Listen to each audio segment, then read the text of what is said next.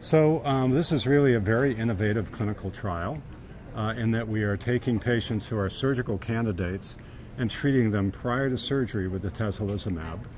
And the overall goal here, you may know that for 50 years or more, the standard approach to treatment of early stage non-small cell lung cancer is surgery. And then we give adjuvant chemotherapy to patients that look like they're at high risk of recurrence, but the benefit there is only about 5% in terms of overall survival. So not really a very satisfactory situation, and it's really a very large number of patients that are in this situation. So the goal of this pre-treatment prior to surgery with atezolizumab is to try to treat the tumor, cause it to shrink to a certain degree, cause some cell death, make the surgery easier, and to ideally lead to a better long-term survival outcome for those patients. So as I say, this is very innovative. There are a few other trials going on, but this is by far the largest. We're at 150 enrolled approximately, and our target is 180.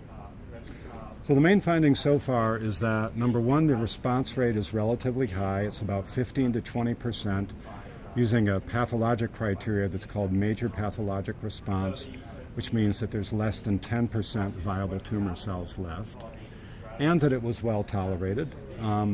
There were a number of patients on this trial who could not have resection performed, but they were all relatively high stage, either 3A or 3B, prior to treatment.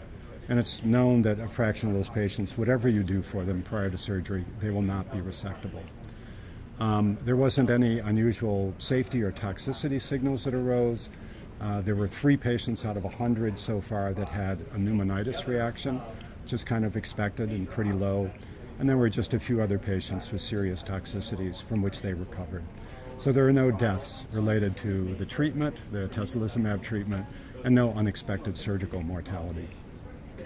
The early stage patients in the United States alone account for at least 100,000 per year, maybe even 150,000, I'm not sure. So we're talking a very large population where this new therapy might be employed. The other thing I'd like to highlight about this study is that we're doing very extensive testing and analysis on a tumor sample taken prior to any treatment, and then, of course, the surgical resection specimen. And we're doing genetics, we're doing RNA sequencing, we're doing immunologic analyses and pathologic analyses. So this is really a very rich data set that we will have that hopefully will inform us as to who responds and who has resistance to this treatment.